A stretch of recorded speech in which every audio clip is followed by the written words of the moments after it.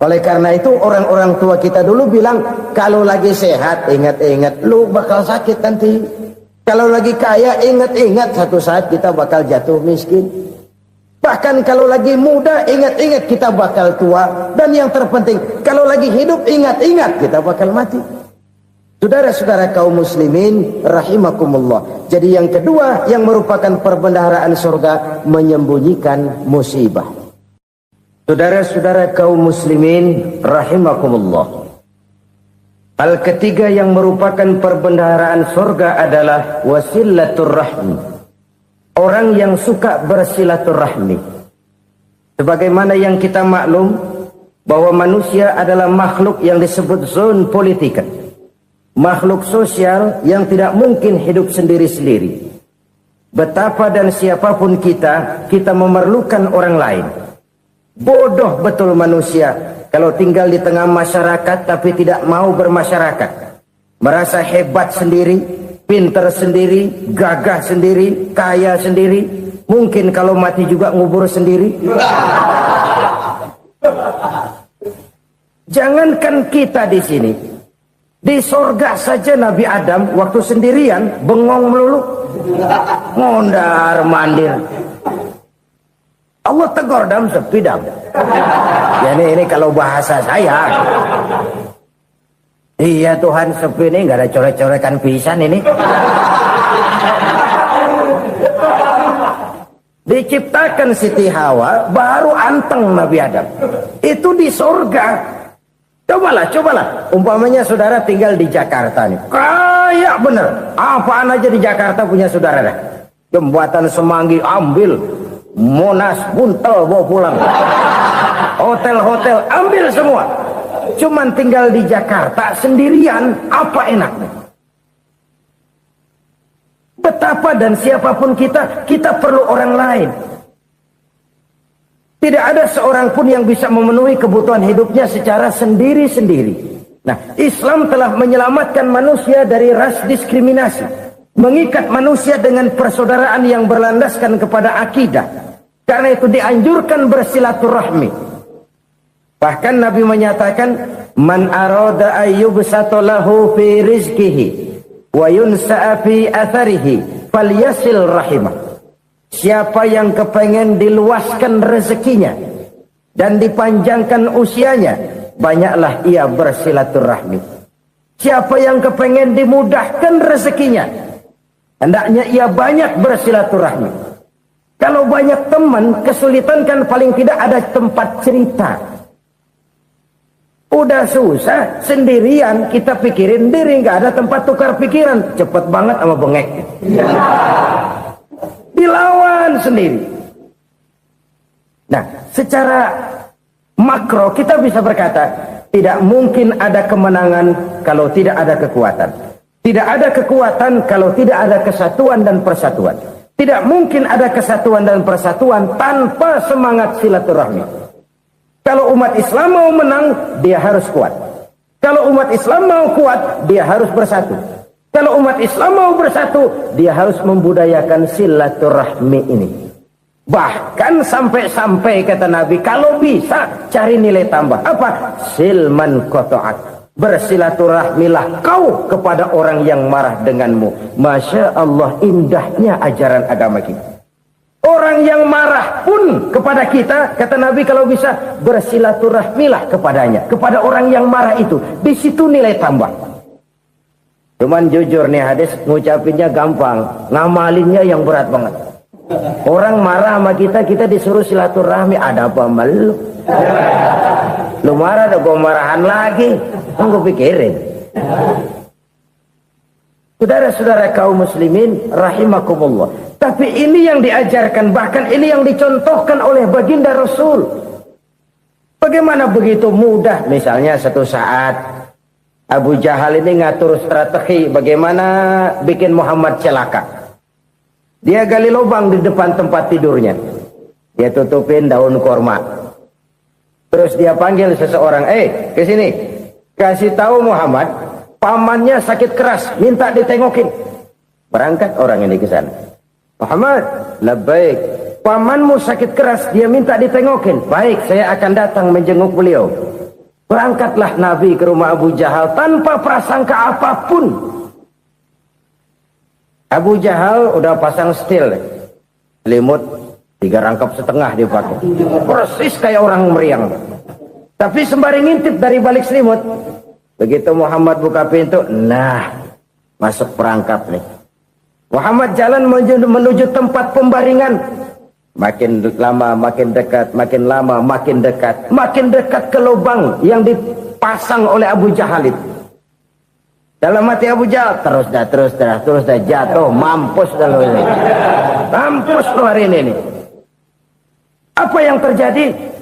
Malaikat Jibril datang. Muhammad, pamanmu cuma pura-pura sakit. Di depan tempat tidurnya ada lubang perangkap supaya kamu jatuh ke situ. Sudah, kamu pulang. Balik kanan Nabi. Sudah hampir jatuh ke lubang, balik kanan, pulang. Bayangin kecewanya Abu Jahal. Muhammad dikit lagi, Muhammad dikit lagi. Enggak paman, saya pulang aja. Emosi bangun dari tempat tidur, enggak sadar kalau lagi pura-pura sakit. Lompat ngejar Nabi, dia lupa dengan lubang yang dia gali. Usrak, nyemplung sendiri ke dalam lubang.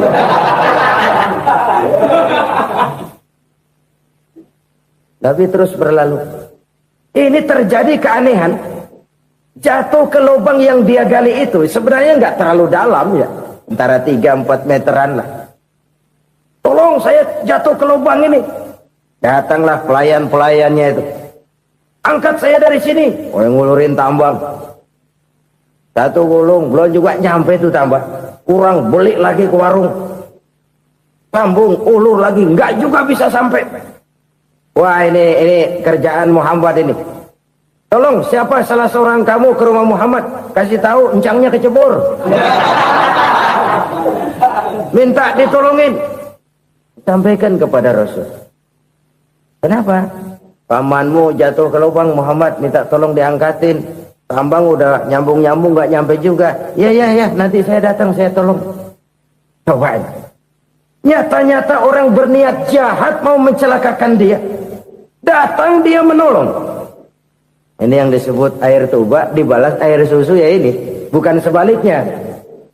Air tuba dibalas air susu. Paman, kecebur ya? Iya Muhammad, tolong ini. Pegang tangan saya. Nabi ulurkan tangannya. Nyampe. Dipegang oleh Abu Jahal. Diangkat ke atas. Sampai atas. Apa kata Abu Jahal?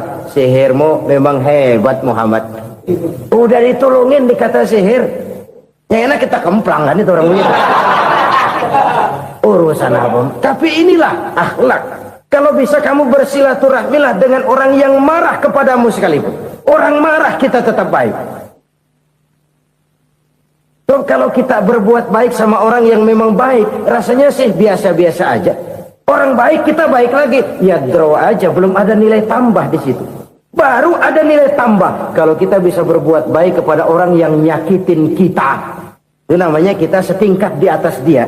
Dia sakitin kita, kita berbuat baik sama dia. Dia pelit sama kita, kita baik sama dia. Dia marahin kita, kita deketin dia. Di situ kita punya nilai tambah. Jadi siapa yang ingin diluaskan rezekinya kata Nabi dan dipanjangkan umurnya, hendaklah ia banyak-banyak bersilaturahmi. Sederhana sebenarnya silaturahmi, tapi silaturahmi membangkitkan semangat kesatuan dan persatuan. Kesatuan dan persatuan melahirkan kekuatan. Dalam matematika 1 ditambah 1 pasti 2. Tapi di tengah masyarakat 1 orang takut ditambah 1 orang takut, hasilnya jadi 2 orang setengah berani. Kenapa setengah berani? Karena udah berdua. Tadi pan takut sendirian. Kalau dia kumpul turu-turu takut lah jadi berani. Kita yang lemah, kita yang tidak berdaya, kita yang miskin, kalau mau kompak bersatu, apa yang nggak bisa kita kerjain?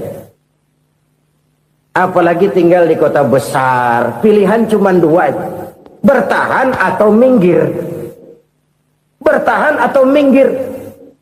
Untuk bisa bertahan harus mampu bersaing. Untuk mampu bersaing harus punya keahlian. Keahlian harus ditunjang dengan pendidikan, ditambah oleh kekompakan sebagai umat. Udah miskin mencar mulu, orang injek gitu. Orang nggak pandang urusan apa malu. Oleh karena itu silaturahmi pada hakikatnya merupakan ruh dari ukhuwah yang diajarkan oleh agama kita.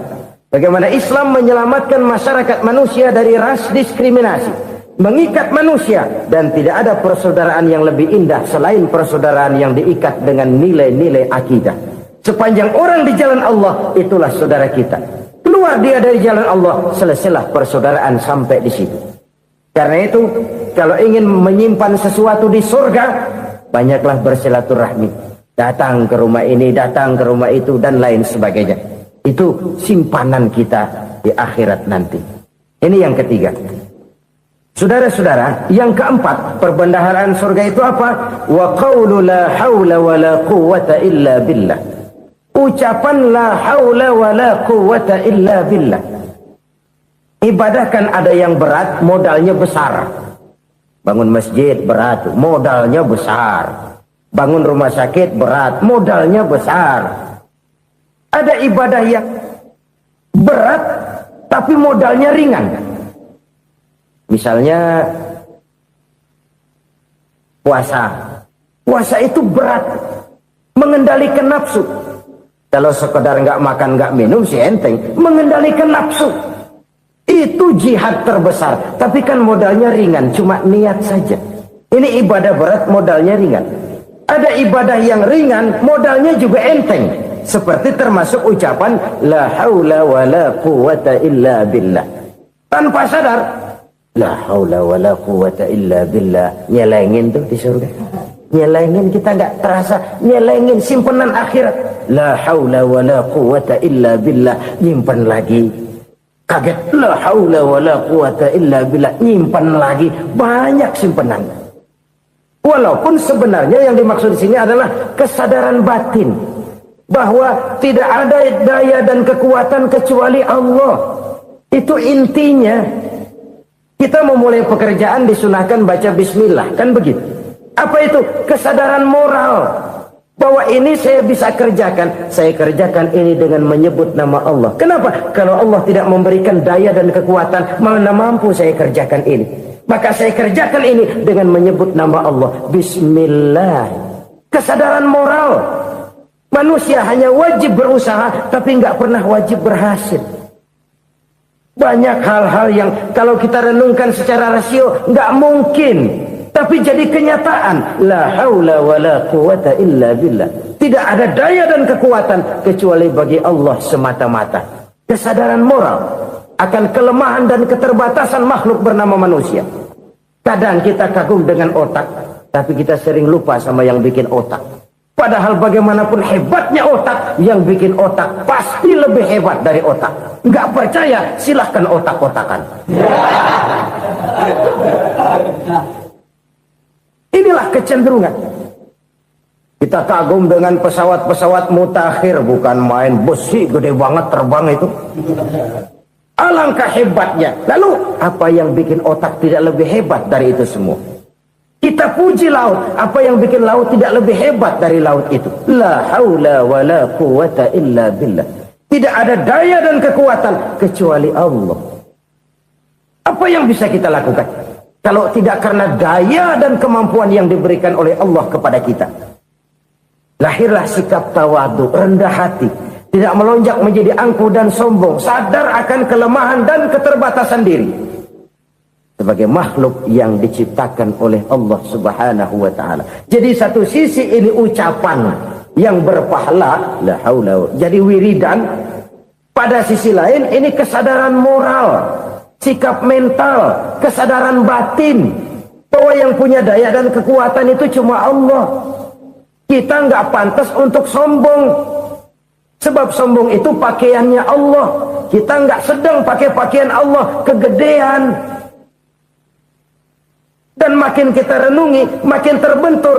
Apa sih yang bisa kita sombongin? Kita mau sombong apa? Kaya? Pintar?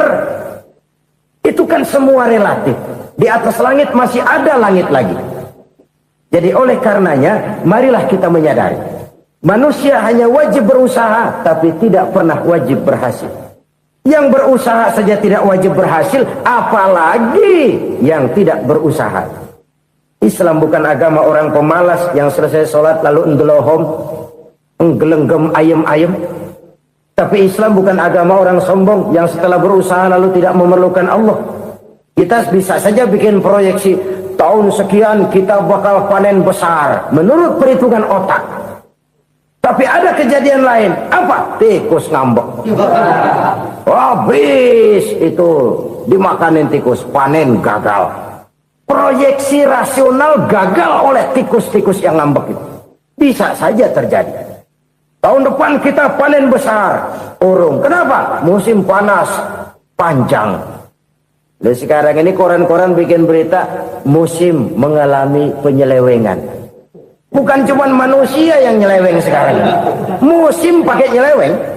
Mestinya kan musim hujan udah selesai. Masih hujan-hujan juga. Musim.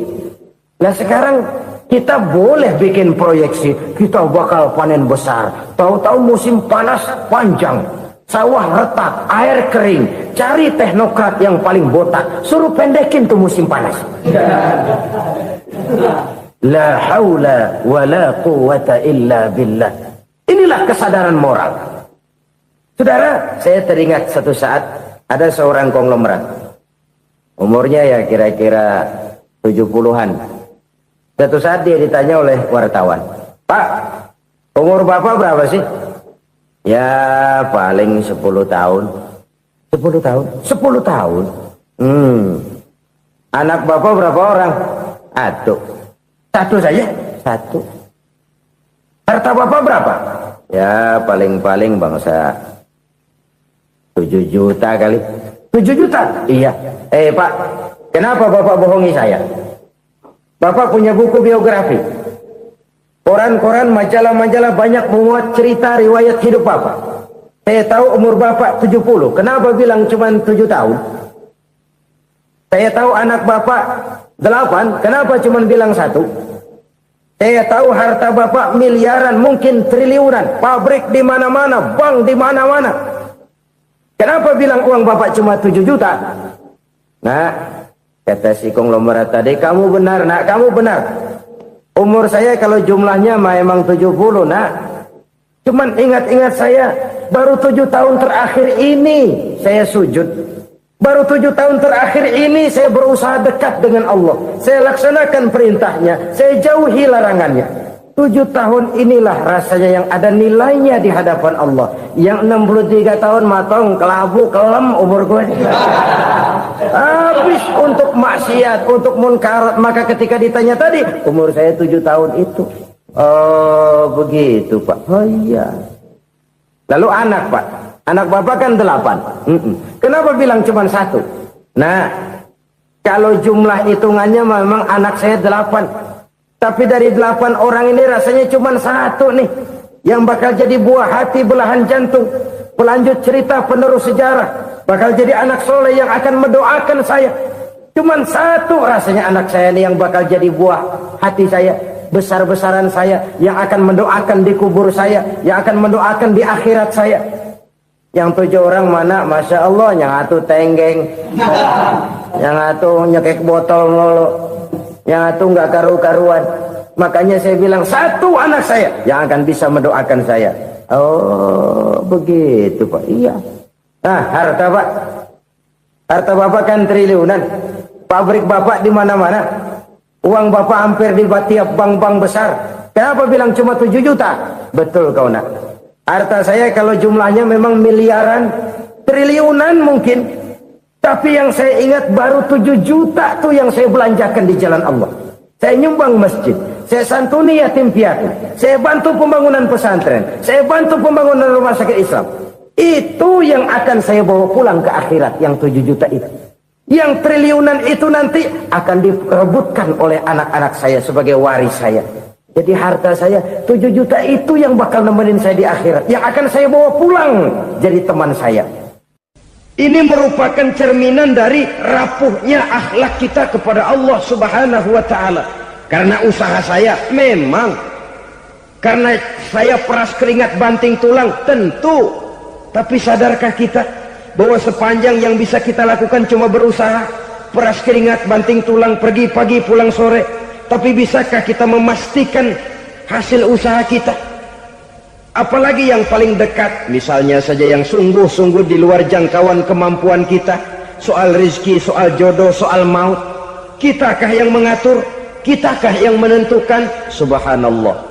Manusia sungguh tidak berdaya menghadapi 3 hal paling pokok ini. Rezeki, kita cuma bekerja. Kitakah yang menentukan? Tidak. Kita berusaha saja, rezeki belum pasti dapat. Apalagi kalau kita tidak berusaha. Jangan terjebak dalam fatalisme. Belum perang udah nyerah. Emang dasar rezeki datangnya dari Tuhan, nggak usah kerja, dan ntar juga kalau dia datang. Dari mana datangnya? Kerja saja belum tentu dapat rezeki, apalagi kalau tidak kerja.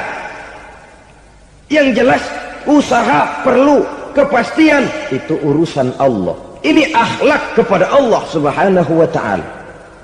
Jodoh juga begitu. Kita berusaha, kita berupaya, Allah menghendaki lain jadinya. Maut juga begitu. Siapa sih yang pengen ngadepi maut? Siapa sih yang pengen mati? Siapa sih yang pengen ketemu malaikat Israel? Tidak seorang pun kalau ditanya, kecuali mereka yang putus asa ya. Kalau otaknya masih normal, mau mati mesti belakangan dulu udah dikit. Tapi yang satu itu saudara, kalau dia sudah datang, tenaga mana yang bisa menolak? Kalau dia sudah berkunjung, kekuatan mana yang bisa menghindar?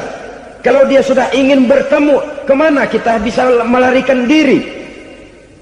Manusia sepanjang yang dia lakukan hanya berusaha, tapi kepastian, ketentuan dari Allah Subhanahu wa ta'ala. Orang yang kufur nikmat, nutupin Allah. Dia merasa rezekinya adalah mutlak peras keringatnya, seolah-olah Allah nggak punya peranan apa-apa di situ. Oh, ini kan saya bisa rumah begini karena saya kerja keras. Oh, ini mobil saya begini saya kerja keras. Peras keringat banting tulang keras.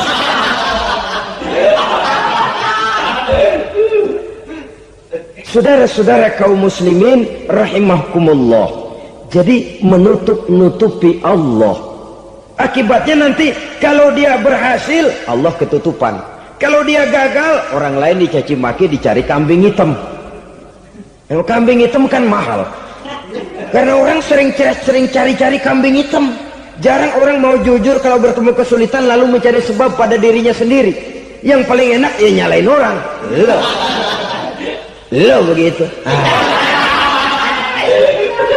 Orang lain yang paling enak kita salahin. Au ya'malu fi mukhalafatil mun'im, atau dia melakukan sesuatu yang tidak sesuai dengan kehendak yang memberikannya nikmat. Diberikan kita tangan, mulut sih nggak berhenti, terima kasih Tuhan, alhamdulillah saya dikasih tangan. Cuma nih tangan enteng mat nabokin orang mulut. Itu sudah mukhalafatul mun'im, bertentangan dengan kehendak yang memberikan nikmat. Diberikan harta, mulutnya mah basah, terima kasih Tuhan, alhamdulillah dikasih harta, tapi pelitnya minta ampun, kikir koret medit. Ini juga termasuk kufur nikmat, mempergunakan suatu nikmat bertentangan dengan kehendak daripada yang memberikan nikmat itu sendiri. Saudara-saudara kaum muslimin rahimakumullah, oleh karenanya kufur iman memang lebih bahaya daripada kufur nikmat. Tapi jangan lupa, kufur nikmat bisa menyeret orang kepada kufur iman. Nah kalau Allah udah dialingin, Tuhan sudah dinomor duain, lama-lama kenapa dia tidak mendewakan dirinya sendiri, mendewakan pangkatnya, mendewa-dewakan otaknya, mendewa-dewakan kemampuannya? Pada awalnya dia memang cuma kufur nikmat, tapi lambat laun kalau ini tidak diobati secara pasti, orang akan mengarah kepada kufur iman. Bisa berbentuk syirik, bisa berbentuk nifak, bisa berbentuk riddah. Saudara-saudara, oleh karena itu menjaga akhlak kepada Allah mutlak penting. Sebab apa? Kita tidak berakhlak kepada manusia saja, kita dikucilkan dari pergaulan. Kalau kita tidak berakhlak kepada Allah, dikucilkan oleh Allah. Hadis qudsi menyatakan, man lam yashkur ala na'mai wa lam yasbir ala balai falyakhruj min tahtis samai falyatlub rabban siwaya. Kata Allah, siapa orang yang tidak mau bersyukur terhadap nikmat yang aku berikan kepadanya dan tidak mau sabar terhadap ujian yang aku berikan kepadanya, falyakhruj min tahtis samai, persilahkan saja keluar dari kolong langitku, waliyatlub rabban siwaya, tolong cari Tuhan lain selain daripada aku. Murka Allah, diusir, cuman gak kedengeran aja. Siapa yang tidak mau syukur terhadap nikmatku, siapa yang tidak mau sabar terhadap ujian yang aku berikan kepadanya, persilakan keluar dari kolong langitku ini, cari Tuhan lain selain aku. Nah, langit Tuhan yang punya, Tuhan kita lawan, diusir dari kolong langit, mau pindah ke kolong mana?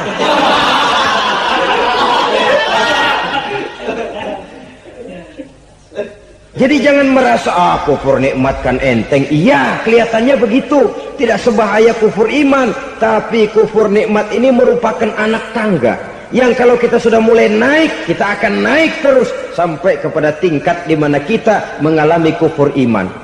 Kalau sudah ke sana, maka akhlak kita kepada Allah terkenalah erosi, terkena polusi, hancur akhlak kepada Allah, dan itulah sumber kesengsaraan abadi.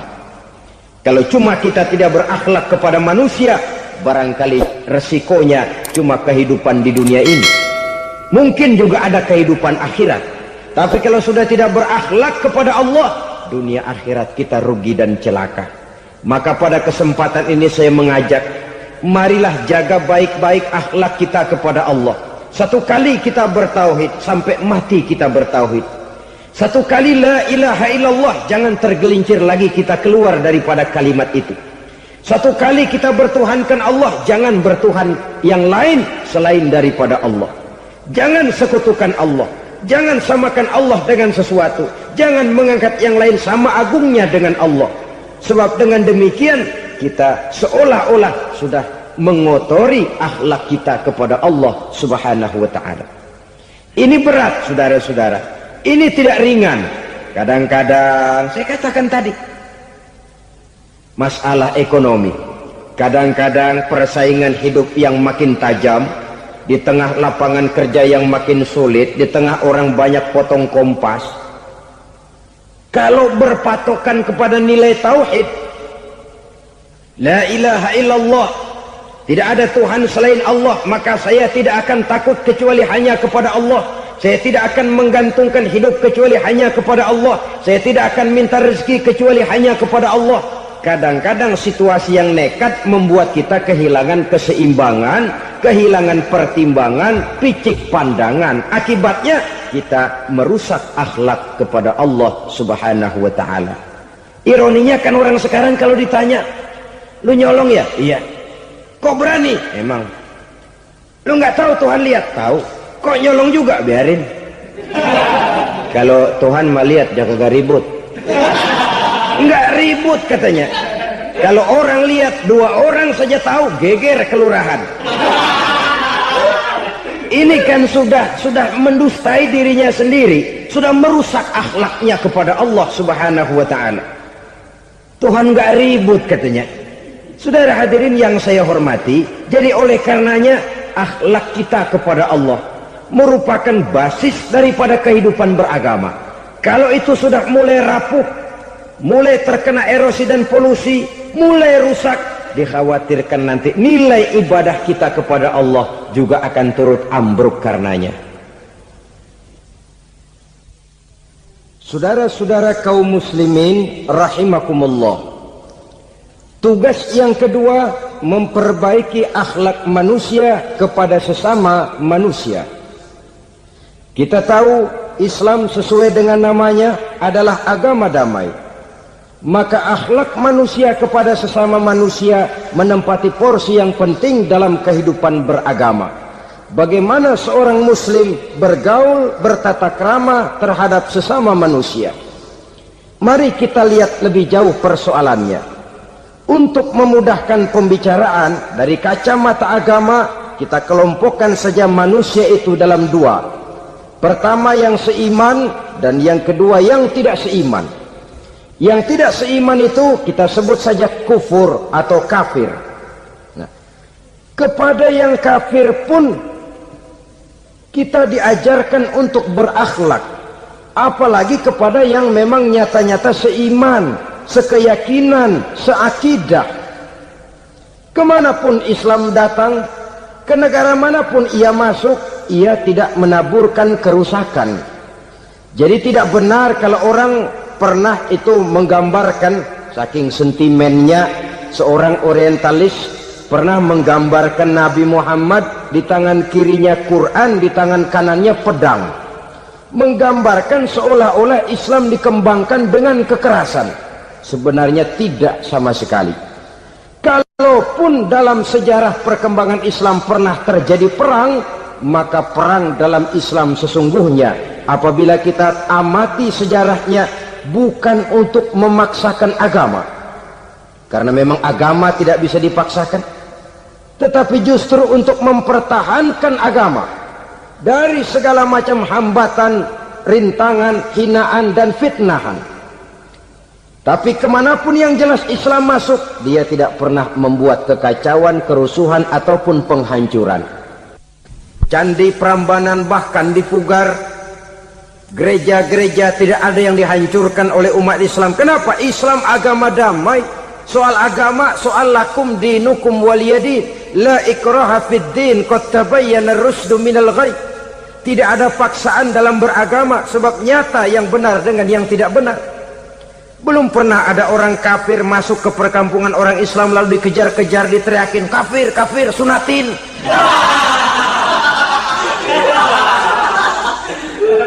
Belum pernah. Kenapa? Islam menghormati orang lain agama. Nah, yang kafir ini macam-macam, saudara. Ada kafir harbi. Nah, ini kafir kerok.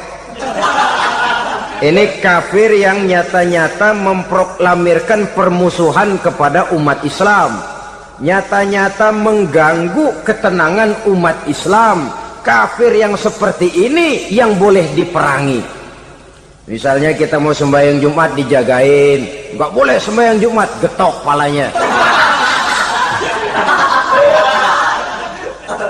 Kafir harbi artinya tantangan perang datang dari mereka, bukan kita yang mulai. Mereka yang buka front.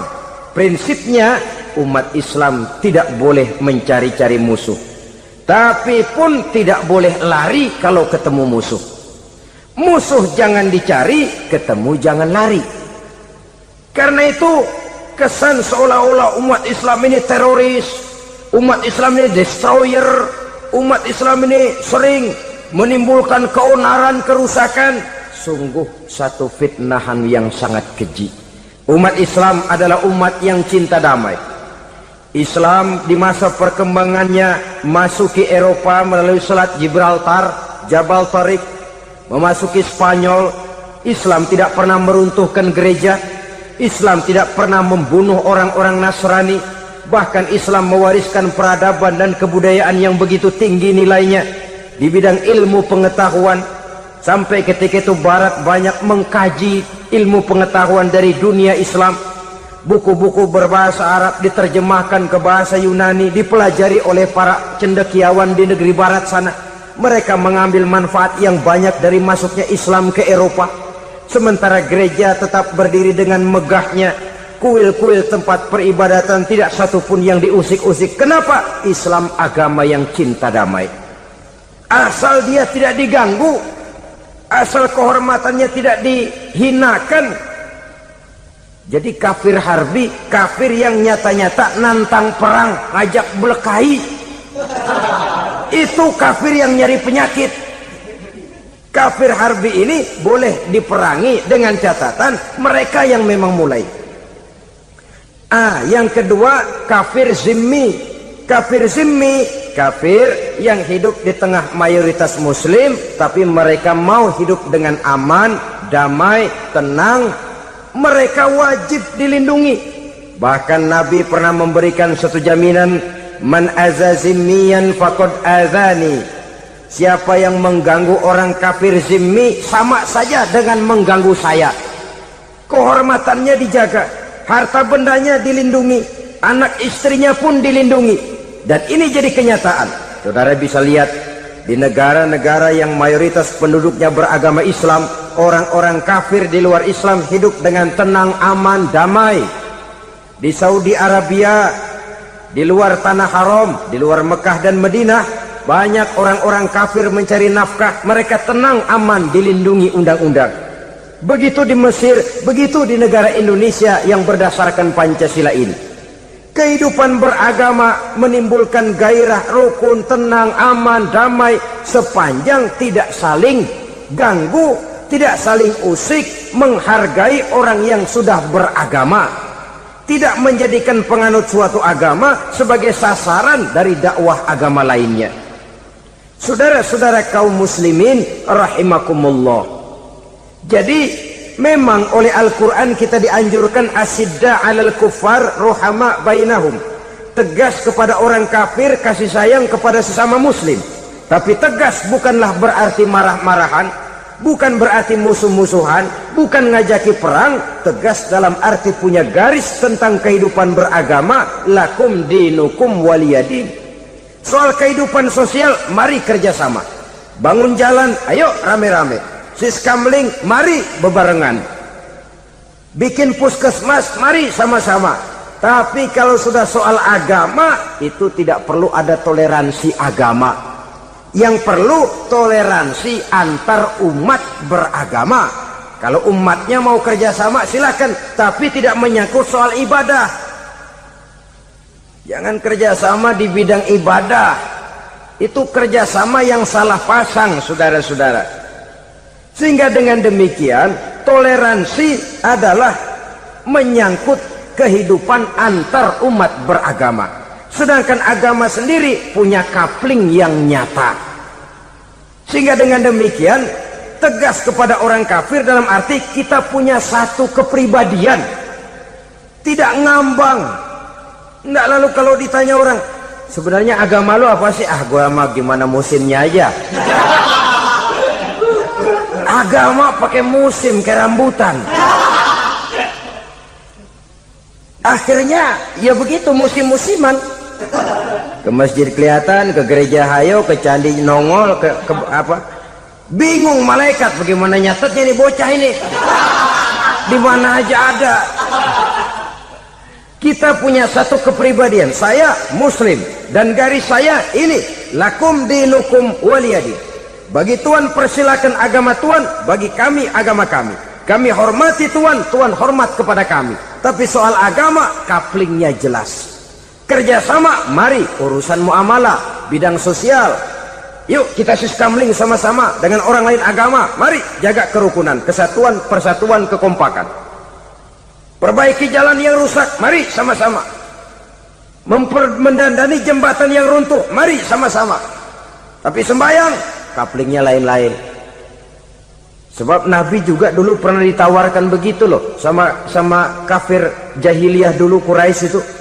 Sudah Muhammad, sekarang begini saja, kita join aja daripada marah-marahan. Hari ini saya oke menyembah Tuhanmu Allah, besok gantian kamu menyembah Tuhan kita Latta, Uzza, Manat dan Hubal. Turun, qul ya ayyuhal kafirun la a'budu ma ta'budun. Soal ibadah kaplingnya jelas, tidak boleh dicampur adukkan. Saudara-saudara, adapun maunah, keistimewaan yang diberikan Allah kepada hamba-hambanya yang belum sampai kepada tingkat wali. Tapi orang itu lebih banyak kebaikannya daripada kesalahannya.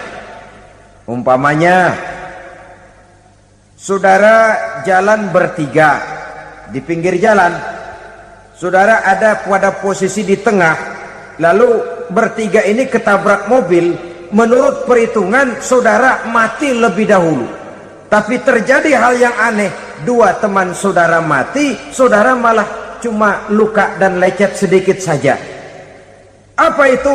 Kalau kita lebih banyak kebaikannya daripada kesalahannya, itu yang dinamakan ma'unah, pertolongan yang diberikan Allah kepada hamba-hambanya yang lebih banyak kebaikannya daripada kesalahannya. Sedangkan yang dinamakan irhas, kejadian luar biasa pada diri seseorang pada waktu dia masih kecil, yang menunjukkan tanda-tanda keistimewaannya. Itu umumnya pada para nabi pada usia kecilnya sudah ada irhas, tanda-tanda istimewa. Jelas baik mukjizat, karomah, maunah maupun irhas berbeda dengan sihir. Sihir ini jelas saja merupakan bantuan dan persekutuan antara manusia dengan setan. Padahal setan, kata Allah dalam Al-Quran, innahu lakum aduwwum mubin, sesungguhnya setan bagi kamu adalah musuh yang sangat jelas.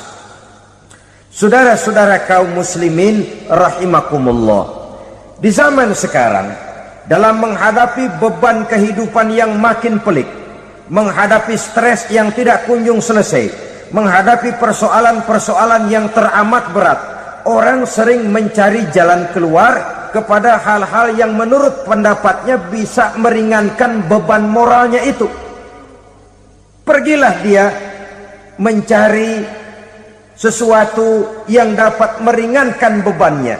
Dan tidak jarang yang jatuh ke pangkuan tukang-tukang tenung, ke pangkuan tukang-tukang sihir, yang mereka itu oleh Quran dijelaskan kadzabal munajjimun walau sodaku. Tukang-tukang tenung, tukang-tukang sihir, mereka itu bohong walaupun benar. Maksudnya bohong walaupun benar, artinya kalau yang mereka kerjakan benar, itu sih kebenaran. Benar dengan kebenaran itu lain. Kebenaran, kebetulan bisa, tapi tidak untuk selalu. Apalagi kalau itu sudah membahayakan kehidupan orang lain. Jadi oleh karena itu Nabi berpesan, jauhilah daripada sihir. Kalau sudah jauhilah dari sihir, artinya ya jauhilah daripada mempelajarinya, jauhilah daripada bergaul dengan orang-orang yang ahli di bidang itu, karena dari pergaulan segalanya bisa menular. Ini merupakan cerminan dari rapuhnya akhlak kita kepada Allah Subhanahu wa taala. Karena usaha saya memang, karena saya peras keringat banting tulang, tentu. Tapi sadarkah kita bahwa sepanjang yang bisa kita lakukan cuma berusaha, peras keringat banting tulang, pergi pagi pulang sore. Tapi bisakah kita memastikan hasil usaha kita? Apalagi yang paling dekat, misalnya saja yang sungguh-sungguh di luar jangkauan kemampuan kita, soal rezeki, soal jodoh, soal maut. Kitakah yang mengatur? Kitakah yang menentukan? Subhanallah. Manusia sungguh tidak berdaya menghadapi 3 hal paling pokok ini. Rezeki, kita cuma bekerja. Kitakah yang menentukan? Tidak. Kita berusaha saja, rezeki belum pasti dapat. Apalagi kalau kita tidak berusaha. Jangan terjebak dalam fatalisme. Belum perang udah nyerah. Emang dasar rezeki datangnya dari Tuhan, gak usah kerja, dan ntar juga kalau dia datang. Dari mana datangnya? Kerja saja belum tentu dapat rezeki, apalagi kalau tidak kerja. Yang jelas usaha perlu kepastian, itu urusan Allah. Ini akhlak kepada Allah Subhanahu wa taala.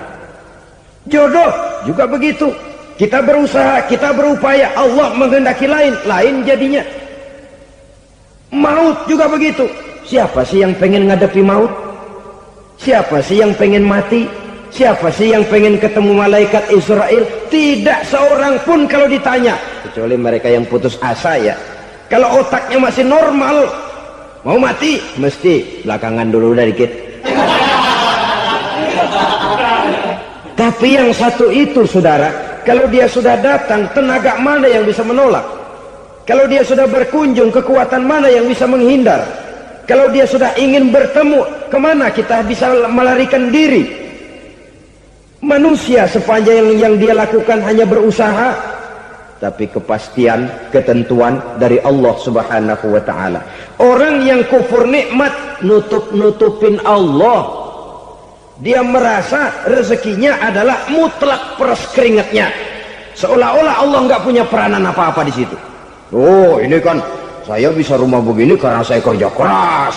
Oh, ini mobil saya begini saya kerja keras. Peras keringat, banting tulang, keras.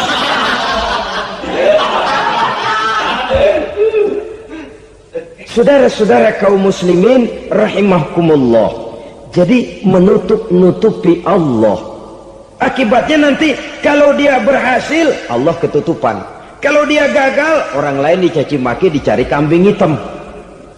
Yang kambing hitam kan mahal. Karena orang sering cari-cari kambing hitam. Jarang orang mau jujur kalau bertemu kesulitan lalu mencari sebab pada dirinya sendiri. Yang paling enak ya nyalain orang. Lo begitu. Orang lain yang paling enak kita salahin. Aw ya'malu fi mukhalafatil mun'im, atau dia melakukan sesuatu yang tidak sesuai dengan kehendak yang memberikannya nikmat. Diberikan kita tangan, mulut sih nggak berhenti, terima kasih Tuhan, alhamdulillah saya dikasih tangan. Cuma nih tangan enteng mat nabokin orang mulut. Itu sudah mukhalafatul mun'im, bertentangan dengan kehendak yang memberikan nikmat. Diberikan harta, mulutnya mah basah, terima kasih Tuhan, alhamdulillah dikasih harta, tapi pelitnya minta ampun, kikir koret medit. Ini juga termasuk kufur nikmat, mempergunakan suatu nikmat bertentangan dengan kehendak daripada yang memberikan nikmat itu sendiri. Saudara-saudara kaum muslimin rahimakumullah, oleh karenanya kufur iman memang lebih bahaya daripada kufur nikmat. Tapi jangan lupa, kufur nikmat bisa menyeret orang kepada kufur iman. Nah kalau Allah udah dialingin, Tuhan sudah dinomor duain, lama-lama kenapa dia tidak mendewakan dirinya sendiri, mendewakan pangkatnya, mendewa-dewakan otaknya, mendewa-dewakan kemampuannya? Pada awalnya dia memang cuma kufur nikmat, tapi lambat laun kalau ini tidak diobati, secara pasti orang akan mengarah kepada kufur iman. Bisa berbentuk syirik, bisa berbentuk nifak, bisa berbentuk riddah. Saudara-saudara, oleh karena itu menjaga akhlak kepada Allah mutlak penting. Sebab apa? Kita tidak berakhlak kepada manusia saja, kita dikucilkan dari pergaulan. Kalau kita tidak berakhlak kepada Allah, dikucilkan oleh Allah. Hadis qudsi menyatakan, man lam yashkur ala na'mai wa lam yasbir ala balai falyakhruj min tahtis samai falyatlub rabban siwaya. Kata Allah, siapa orang yang tidak mau bersyukur terhadap nikmat yang aku berikan kepadanya dan tidak mau sabar terhadap ujian yang aku berikan kepadanya, falyakhruj min tahtis samai, persilahkan saja keluar dari kolong langitku, waliyatlub rabban siwaya, tolong cari Tuhan lain selain daripada aku. Murka Allah, diusir, cuman gak kedengeran aja. Siapa yang tidak mau syukur terhadap nikmatku, siapa yang tidak mau sabar terhadap ujian yang aku berikan kepadanya, persilahkan keluar dari kolong langitku ini, cari Tuhan lain selain aku. Nah, langit Tuhan yang punya, Tuhan kita lawan, diusir dari kolong langit, mau pindah ke kolong mana?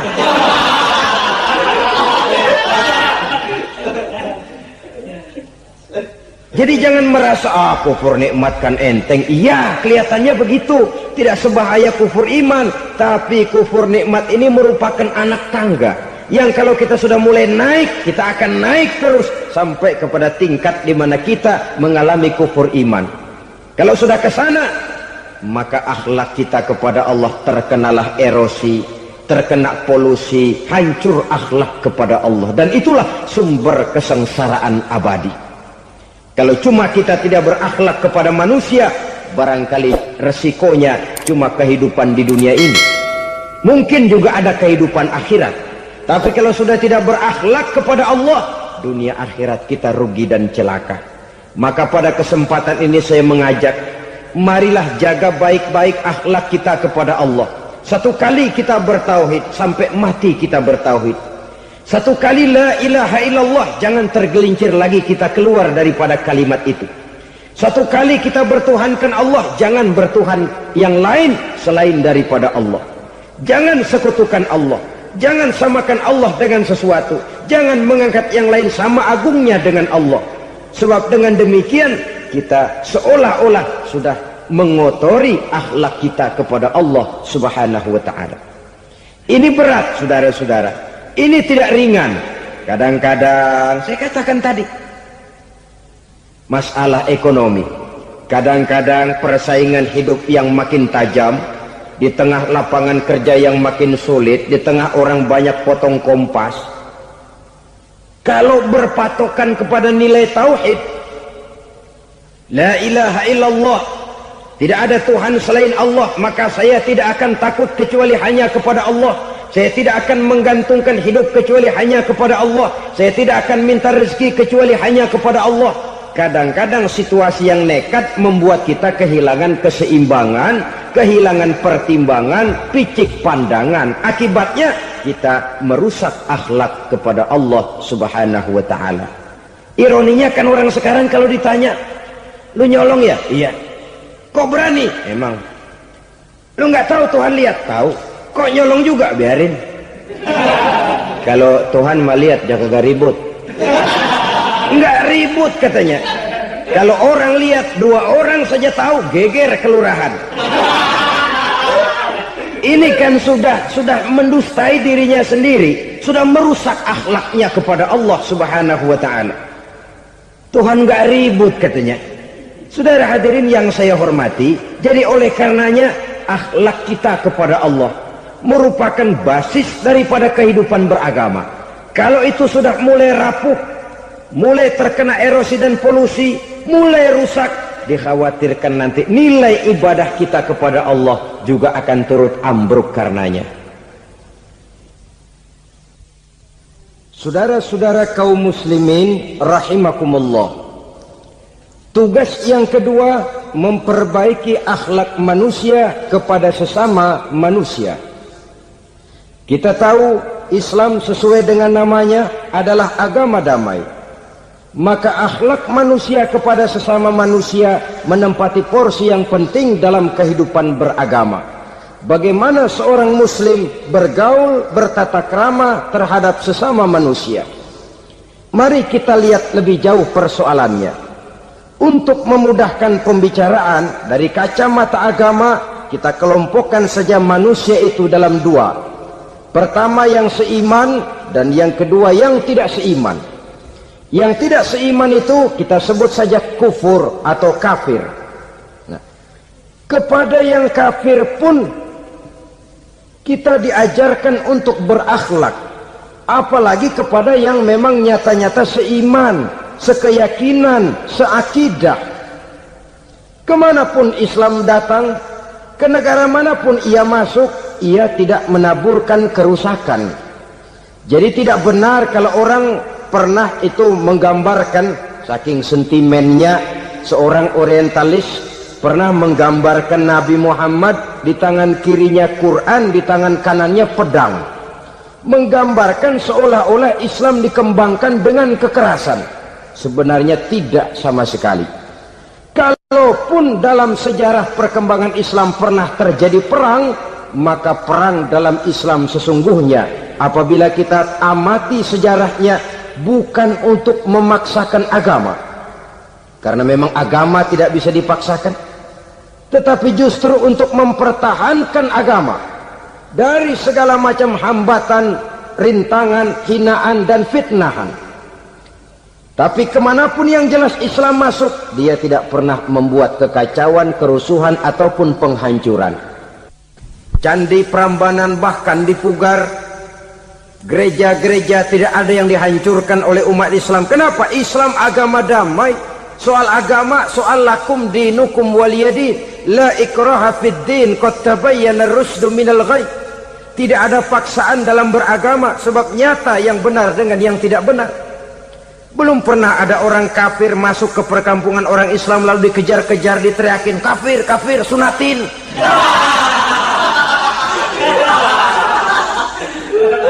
Belum pernah. Kenapa? Islam menghormati orang lain agama. Nah, yang kafir ini macam-macam, saudara. Ada kafir harbi. Nah, ini kafir kerok. Ini kafir yang nyata-nyata memproklamirkan permusuhan kepada umat Islam. Nyata-nyata mengganggu ketenangan umat Islam. Kafir yang seperti ini yang boleh diperangi. Misalnya kita mau sembahyang Jumat dijagain. Nggak boleh sembahyang Jumat, getok palanya. Kafir harbi artinya tantangan perang datang dari mereka, bukan kita yang mulai. Mereka yang buka front. Prinsipnya umat Islam tidak boleh mencari-cari musuh, tapi pun tidak boleh lari kalau ketemu musuh. Musuh jangan dicari, ketemu jangan lari. Karena itu kesan seolah-olah umat Islam ini teroris, umat Islam ini destroyer, umat Islam ini sering menimbulkan keonaran, kerusakan. Sungguh satu fitnahan yang sangat keji. Umat Islam adalah umat yang cinta damai. Islam di masa perkembangannya masuki Eropa melalui Selat Gibraltar, Jabal Tariq, memasuki Spanyol. Islam tidak pernah meruntuhkan gereja. Islam tidak pernah membunuh orang-orang Nasrani.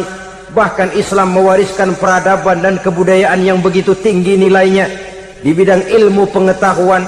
Sampai ketika itu Barat banyak mengkaji ilmu pengetahuan dari dunia Islam. Buku-buku berbahasa Arab diterjemahkan ke bahasa Yunani, dipelajari oleh para cendekiawan di negeri Barat sana. Mereka mengambil manfaat yang banyak dari masuknya Islam ke Eropa. Sementara gereja tetap berdiri dengan megahnya. Kuil-kuil tempat peribadatan tidak satupun yang diusik-usik. Kenapa? Islam agama yang cinta damai.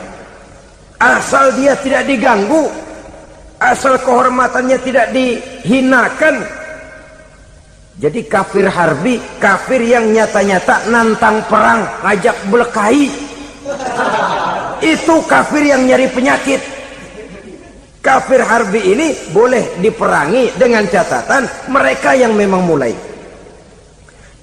Yang kedua kafir zimmi. Kafir zimmi, kafir yang hidup di tengah mayoritas muslim, tapi mereka mau hidup dengan aman, damai, tenang. Mereka wajib dilindungi. Bahkan Nabi pernah memberikan satu jaminan, man azazimmiyan faqad azani. Siapa yang mengganggu orang kafir zimmi sama saja dengan mengganggu saya.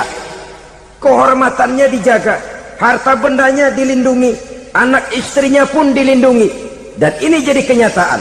Saudara bisa lihat di negara-negara yang mayoritas penduduknya beragama Islam, orang-orang kafir di luar Islam hidup dengan tenang, aman, damai. Di Saudi Arabia, di luar tanah haram, di luar Mekah dan Madinah, banyak orang-orang kafir mencari nafkah. Mereka tenang, aman, dilindungi undang-undang. Begitu di Mesir, begitu di negara Indonesia yang berdasarkan Pancasila ini. Kehidupan beragama menimbulkan gairah, rukun, tenang, aman, damai, sepanjang tidak saling ganggu, tidak saling usik, menghargai orang yang sudah beragama, tidak menjadikan penganut suatu agama sebagai sasaran dari dakwah agama lainnya.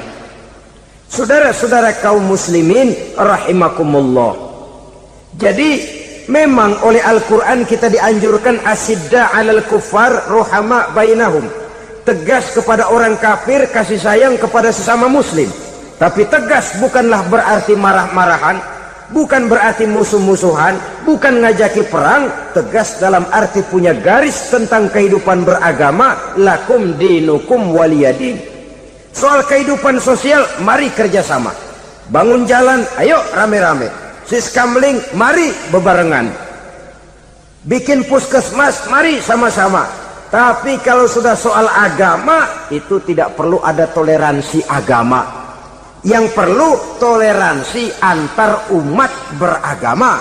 Kalau umatnya mau kerjasama silakan, tapi tidak menyangkut soal ibadah. Jangan kerjasama di bidang ibadah. Itu kerjasama yang salah pasang, saudara-saudara. Sehingga dengan demikian toleransi adalah menyangkut kehidupan antar umat beragama. Sedangkan agama sendiri punya coupling yang nyata. Sehingga dengan demikian tegas kepada orang kafir dalam arti kita punya satu kepribadian, tidak ngambang. Enggak, lalu kalau ditanya orang, sebenarnya agama lu apa sih? Ah, gua mah gimana musimnya aja. Agama pakai musim kayak rambutan. Akhirnya ya begitu, musim-musiman. Ke masjid kelihatan, ke gereja hayo, ke candi nongol, ke apa? Bingung malaikat bagaimana nyatetnya nih bocah ini. Di mana aja ada. Kita punya satu kepribadian. Saya muslim dan garis saya ini, lakum dinukum waliyadin. Bagi Tuhan persilakan agama Tuhan, bagi kami agama kami. Kami hormati Tuhan, Tuhan hormat kepada kami. Tapi soal agama, couplingnya jelas. Kerjasama, mari urusan muamalah, bidang sosial. Yuk kita sistemling sama-sama dengan orang lain agama. Mari jaga kerukunan, kesatuan, persatuan, kekompakan. Perbaiki jalan yang rusak, mari sama-sama. Mendandani jembatan yang runtuh, mari sama-sama. Tapi sembahyang, couplingnya lain-lain. Sebab Nabi juga dulu pernah ditawarkan begitu loh sama kafir jahiliyah dulu, Quraisy itu. Sudah Muhammad, sekarang begini saja, kita join aja daripada marah-marahan.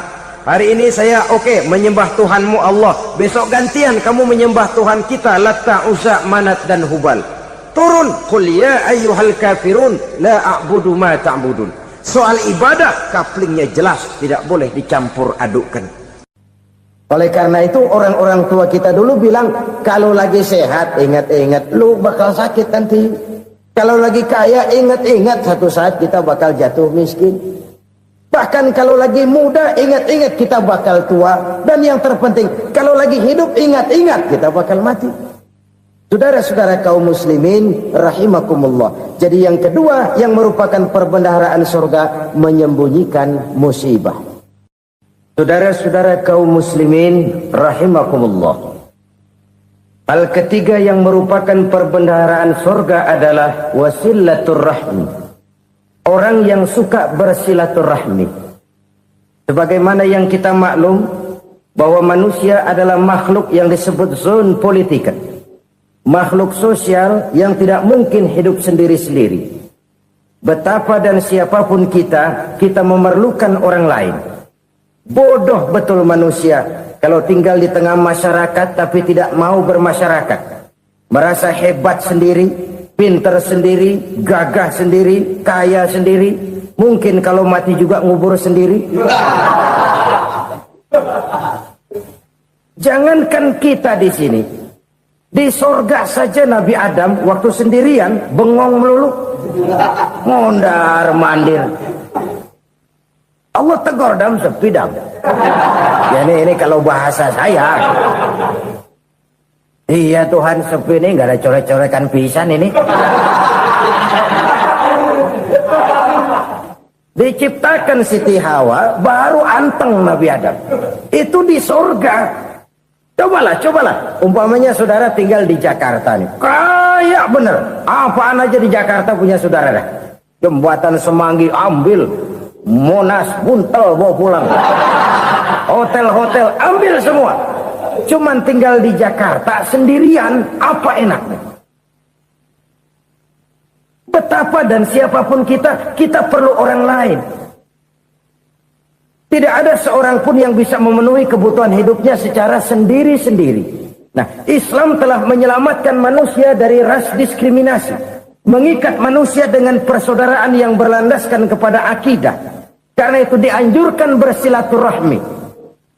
Bahkan Nabi menyatakan, man arada ayyubsata lahu fi rizqihi wa yunsa'a fi atharihi falyasil rahimah. Siapa yang kepengen diluaskan rezekinya dan dipanjangkan usianya, banyaklah ia bersilaturahmi. Siapa yang kepengen dimudahkan rezekinya, hendaknya ia banyak bersilaturahmi. Kalau banyak teman, kesulitan kan paling tidak ada tempat cerita. Udah susah, sendirian, kita pikirin diri, nggak ada tempat tukar pikiran. Cepet banget sama bengek. Dilawan sendiri. Nah, secara makro kita bisa berkata, tidak mungkin ada kemenangan kalau tidak ada kekuatan. Tidak ada kekuatan kalau tidak ada kesatuan dan persatuan.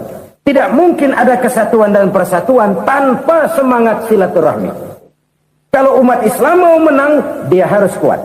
Kalau umat Islam mau kuat, dia harus bersatu. Kalau umat Islam mau bersatu, dia harus membudayakan silaturahmi ini. Bahkan sampai-sampai kata Nabi, kalau bisa cari nilai tambah. Apa? Silman qata'at. Bersilaturahmilah kau kepada orang yang marah denganmu. Masya Allah, indahnya ajaran agama kita.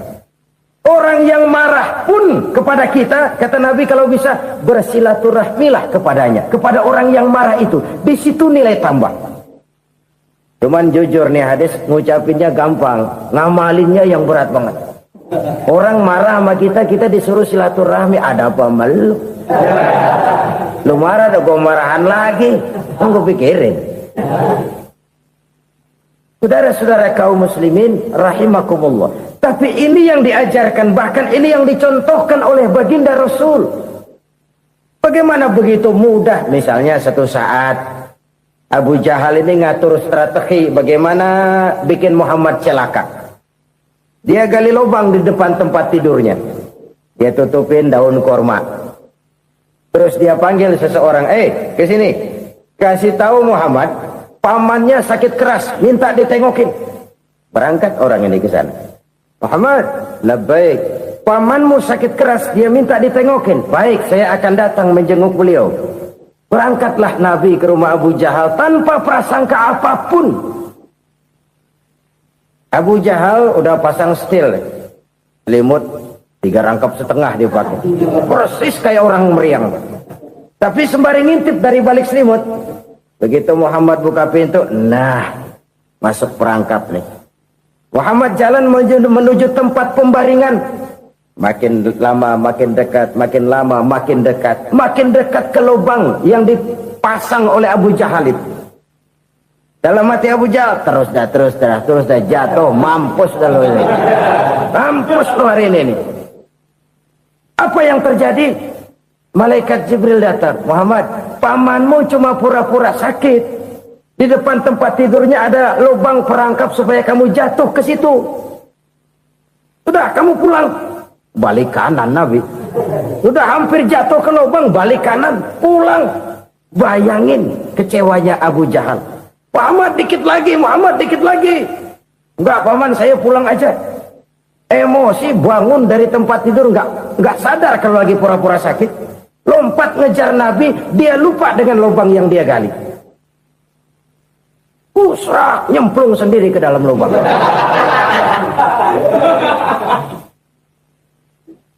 Nabi terus berlalu. Ini terjadi keanehan.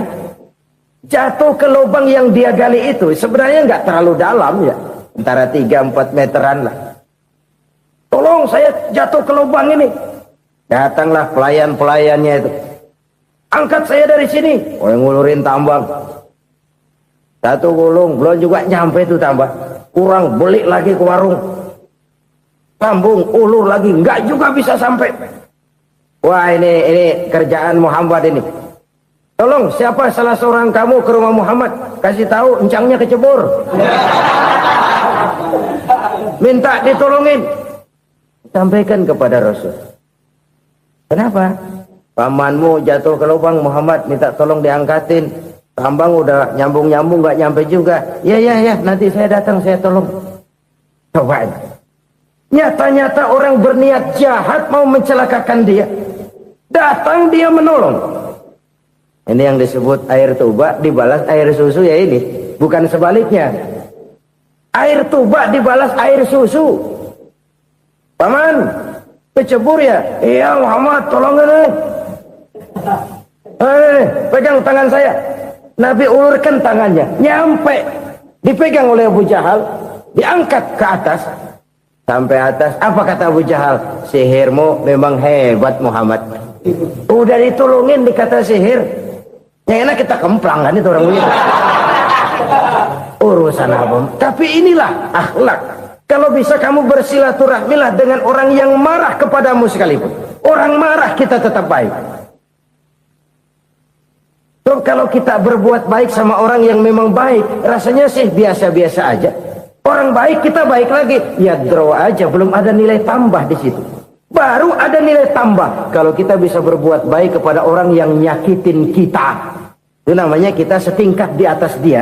Dia sakitin kita, kita berbuat baik sama dia. Dia pelit sama kita, kita baik sama dia. Dia marahin kita, kita deketin dia. Di situ kita punya nilai tambah.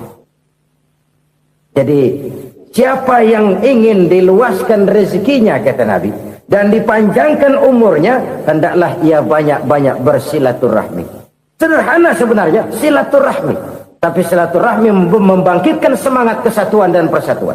Kesatuan dan persatuan melahirkan kekuatan. Dalam matematika 1 ditambah 1 pasti 2. Tapi di tengah masyarakat, 1 orang takut ditambah 1 orang takut, hasilnya jadi 2 orang setengah berani. Kenapa setengah berani? Karena udah berdua. Tadi pan takut sendirian. Kalau dia kumpul turu-turu takutlah jadi berani. Kita yang lemah, kita yang tidak berdaya, kita yang miskin, kalau mau kompak bersatu, apa yang nggak bisa kita kerjain? Apalagi tinggal di kota besar, pilihan cuma 2. Bertahan atau minggir. Bertahan atau minggir. Untuk bisa bertahan harus mampu bersaing. Untuk mampu bersaing harus punya keahlian. Keahlian harus ditunjang dengan pendidikan, ditambah oleh kekompakan sebagai umat. Udah miskin mencar mulu, orang injak kita. Orang nggak pandang urusan apa malu. Oleh karena itu, silaturahmi pada hakikatnya merupakan roh dari ukhuwah yang diajarkan oleh agama kita.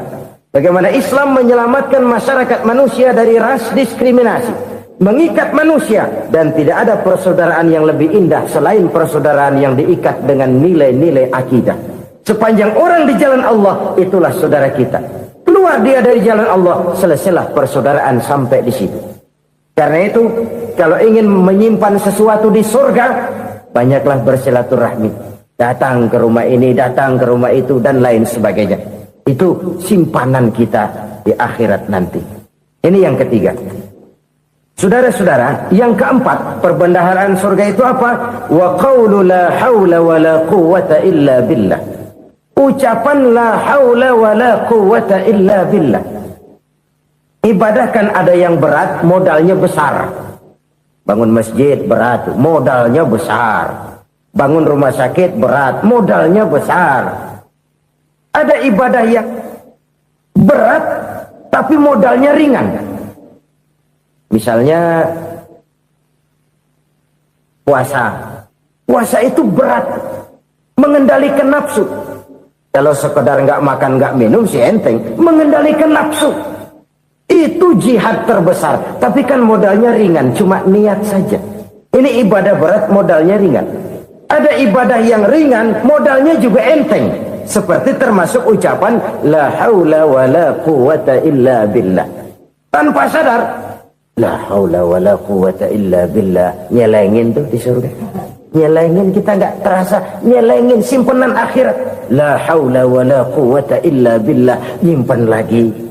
Kaget, la haula wa la quwwata illa billah, nyimpan lagi, banyak simpanan.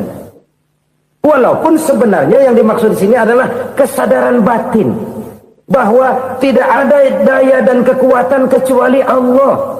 Itu intinya. Kita memulai pekerjaan disunahkan baca bismillah, kan begitu. Apa itu? Kesadaran moral. Bahwa ini saya bisa kerjakan. Saya kerjakan ini dengan menyebut nama Allah. Kenapa? Kalau Allah tidak memberikan daya dan kekuatan, mana mampu saya kerjakan ini. Maka saya kerjakan ini dengan menyebut nama Allah. Bismillah. Kesadaran moral. Manusia hanya wajib berusaha, tapi nggak pernah wajib berhasil. Banyak hal-hal yang kalau kita renungkan secara rasio nggak mungkin, tapi jadi kenyataan. La haula wala quwata illa billah. Tidak ada daya dan kekuatan kecuali bagi Allah semata-mata. Kesadaran moral akan kelemahan dan keterbatasan makhluk bernama manusia. Kadang kita kagum dengan otak, tapi kita sering lupa sama yang bikin otak. Padahal bagaimanapun hebatnya otak, yang bikin otak pasti lebih hebat dari otak. Nggak percaya, silahkan otak-otakan. Inilah kecenderungan. Kita kagum dengan pesawat-pesawat mutakhir, bukan main, besi gede banget terbang itu. Alangkah hebatnya. Lalu apa yang bikin otak tidak lebih hebat dari itu semua? Kita puji laut, apa yang bikin laut tidak lebih hebat dari laut itu? La haula wala quwata illa billah. Tidak ada daya dan kekuatan kecuali Allah. Apa yang bisa kita lakukan kalau tidak karena daya dan kemampuan yang diberikan oleh Allah kepada kita? Lahirlah sikap tawadhu, rendah hati, tidak melonjak menjadi angkuh dan sombong, sadar akan kelemahan dan keterbatasan diri. Sebagai makhluk yang diciptakan oleh Allah Subhanahu wa ta'ala. Jadi satu sisi ini ucapan yang berpahala, la haula, jadi wiridan. Pada sisi lain ini kesadaran moral, sikap mental, kesadaran batin, bahwa yang punya daya dan kekuatan itu cuma Allah. Kita nggak pantas untuk sombong, sebab sombong itu pakaiannya Allah. Kita nggak sedang pakai pakaian Allah, kegedean. Dan makin kita renungi, makin terbentur. Apa sih yang bisa kita sombongin? Kita mau sombong apa? Kaya? Pintar? Itu kan semua relatif. Di atas langit masih ada langit lagi. Jadi oleh karenanya, marilah kita menyadari. Manusia hanya wajib berusaha, tapi tidak pernah wajib berhasil. Yang berusaha saja tidak wajib berhasil, apalagi yang tidak berusaha. Islam bukan agama orang pemalas yang selesai sholat lalu endelohom, enggelenggem ayem-ayem. Tapi Islam bukan agama orang sombong yang setelah berusaha lalu tidak memerlukan Allah. Kita bisa saja bikin proyeksi, tahun sekian kita bakal panen besar menurut perhitungan otak. Tapi ada kejadian lain. Apa? Tikus ngambek. Habis itu dimakanin tikus, panen gagal. Proyeksi rasional gagal oleh tikus-tikus yang ngambek itu. Bisa saja terjadi. Tahun depan kita panen besar, urung. Kenapa? Musim panas panjang. Dan sekarang ini koran-koran bikin berita musim mengalami penyelewengan. Bukan cuma manusia yang nyeleweng sekarang. Musim pakai nyeleweng. Mestinya kan musim hujan udah selesai, masih hujan-hujan juga. Musim. Nah sekarang kita boleh bikin proyeksi, kita bakal panen besar. Tahu-tahu musim panas panjang, sawah retak, air kering. Cari teknokrat yang paling botak, suruh pendekin tuh musim panas. La haula wala quwata illa billah. Inilah kesadaran moral. Saudara, saya teringat satu saat ada seorang konglomerat. Umurnya ya kira-kira 70-an. Satu saat dia ditanya oleh wartawan, "Pak, umur Bapak berapa sih?" "Ya paling 10 tahun." 10 tahun? 10 tahun? Anak Bapak berapa orang? Satu saja? Satu. Harta Bapak berapa? Ya paling-paling bangsa 7 juta kali. 7 juta? Iya. Pak, kenapa Bapak bohongi saya? Bapak punya buku biografi. Koran-koran, majalah-majalah banyak memuat cerita riwayat hidup Bapak. Saya tahu umur Bapak 70. Kenapa bilang cuma 7 tahun? Saya tahu anak Bapak 8. Kenapa cuma bilang 1? Saya tahu harta Bapak miliaran, mungkin triliunan. Pabrik di mana-mana, bank di mana-mana. Kenapa bilang uang Bapak cuma 7 juta? Nah, kata si konglomerat tadi, kamu benar nak, kamu benar. Umur saya kalau jumlahnya memang 70 nak. Cuman ingat-ingat saya, baru 7 tahun terakhir ini saya sujud. Baru 7 tahun terakhir ini saya berusaha dekat dengan Allah. Saya laksanakan perintahnya, saya jauhi larangannya.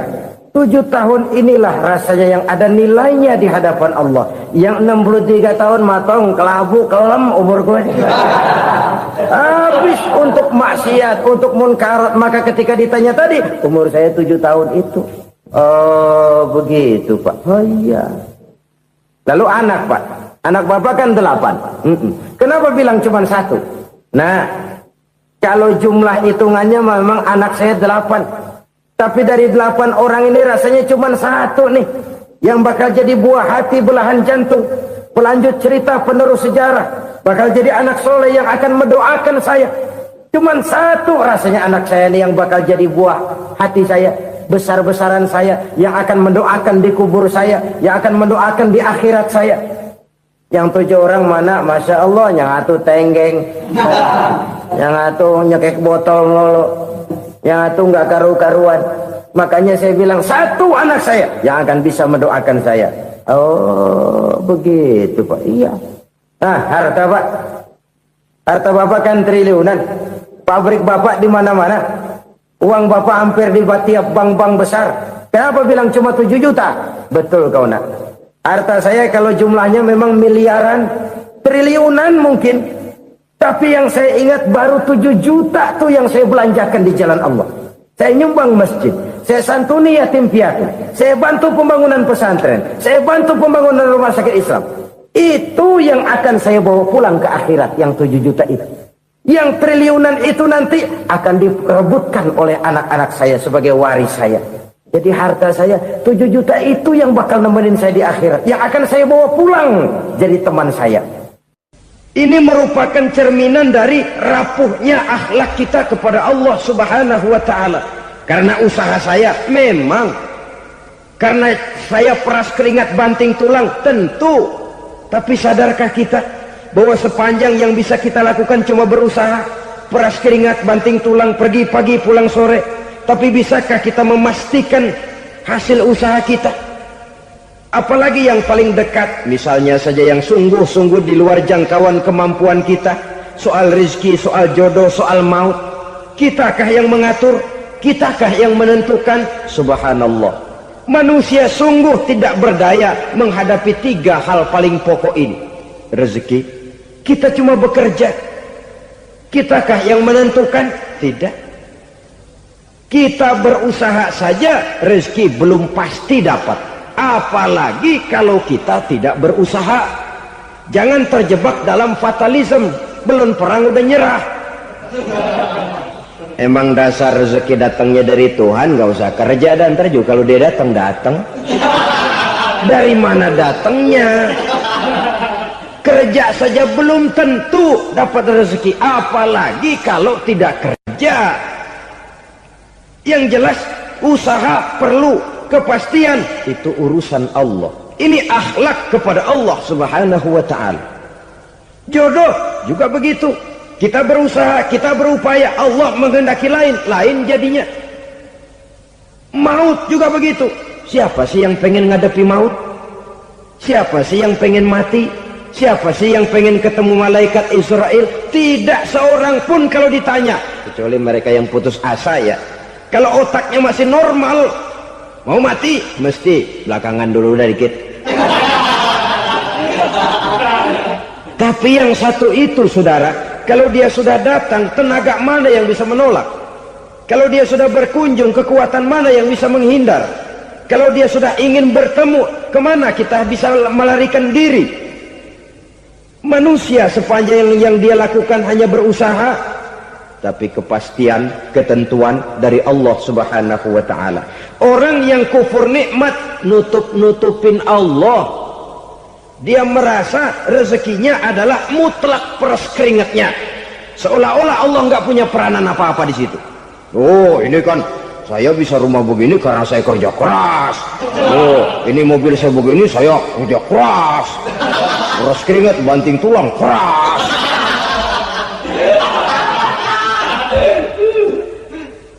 Saudara-saudara kaum muslimin rahimahkumullah. Jadi menutup-nutupi Allah Akibatnya nanti kalau dia berhasil, Allah ketutupan. Kalau dia gagal, orang lain dicaci maki, dicari kambing hitam. Yang kambing hitam kan mahal. Karena orang sering cari-cari kambing hitam. Jarang orang mau jujur kalau bertemu kesulitan lalu mencari sebab pada dirinya sendiri. Yang paling enak ya nyalain orang. Lo begitu. Orang lain yang paling enak kita salahin. Au ya'malu fi mukhalafatil mun'im, atau dia melakukan sesuatu yang tidak sesuai dengan kehendak yang memberikannya nikmat. Diberikan kita tangan, mulut sih nggak berhenti, terima kasih Tuhan, alhamdulillah saya dikasih tangan. Cuma nih tangan enteng mat nabokin orang mulut. Itu sudah mukhalafatul mun'im, bertentangan dengan kehendak yang memberikan nikmat. Diberikan harta, mulutnya mah basah, terima kasih Tuhan, alhamdulillah dikasih harta, tapi pelitnya minta ampun, kikir koret medit. Ini juga termasuk kufur nikmat, mempergunakan suatu nikmat bertentangan dengan kehendak daripada yang memberikan nikmat itu sendiri. Saudara-saudara kaum muslimin rahimakumullah, oleh karenanya kufur iman memang lebih bahaya daripada kufur nikmat. Tapi jangan lupa, kufur nikmat bisa menyeret orang kepada kufur iman.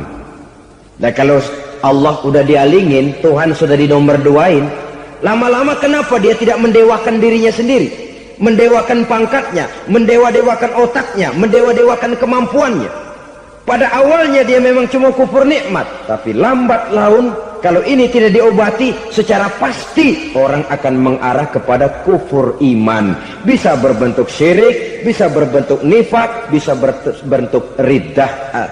Saudara-saudara, oleh karena itu menjaga akhlak kepada Allah mutlak penting. Sebab apa? Kita tidak berakhlak kepada manusia saja, kita dikucilkan dari pergaulan. Kalau kita tidak berakhlak kepada Allah, dikucilkan oleh Allah.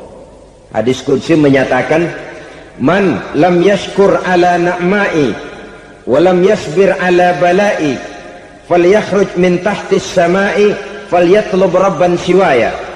Kata Allah, siapa orang yang tidak mau bersyukur terhadap nikmat yang aku berikan kepadanya dan tidak mau sabar terhadap ujian yang aku berikan kepadanya, falyakhruj min tahtis sama'i, persilakan saja keluar dari kolong langitku, waliyatlub rabban siwaya, tolong cari Tuhan lain selain daripada aku.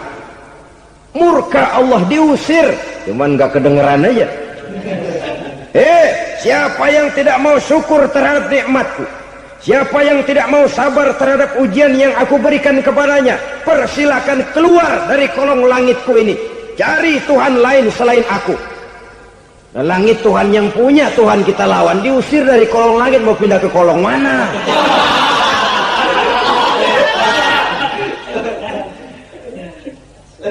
Jadi jangan merasa kufur nikmat kan enteng. Iya, kelihatannya begitu, tidak sebahaya kufur iman. Tapi kufur nikmat ini merupakan anak tangga yang kalau kita sudah mulai naik, kita akan naik terus sampai kepada tingkat di mana kita mengalami kufur iman.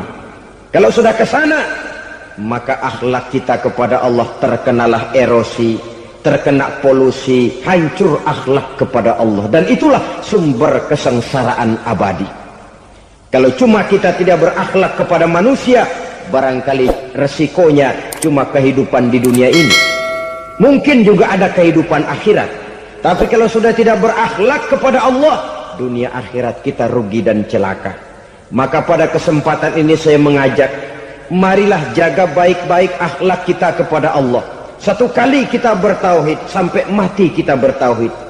Satu kali la ilaha illallah, jangan tergelincir lagi kita keluar daripada kalimat itu. Satu kali kita bertuhankan Allah, jangan bertuhan yang lain selain daripada Allah. Jangan sekutukan Allah, jangan samakan Allah dengan sesuatu, jangan mengangkat yang lain sama agungnya dengan Allah. Sebab dengan demikian kita seolah-olah sudah mengotori akhlak kita kepada Allah subhanahu wa ta'ala. Ini berat, saudara-saudara. Ini tidak ringan. Kadang-kadang saya katakan tadi, masalah ekonomi, kadang-kadang persaingan hidup yang makin tajam, di tengah lapangan kerja yang makin sulit, di tengah orang banyak potong kompas. Kalau berpatokan kepada nilai tauhid, la ilaha illallah, tidak ada Tuhan selain Allah, maka saya tidak akan takut kecuali hanya kepada Allah. Saya tidak akan menggantungkan hidup kecuali hanya kepada Allah. Saya tidak akan minta rezeki kecuali hanya kepada Allah. Kadang-kadang situasi yang nekat membuat kita kehilangan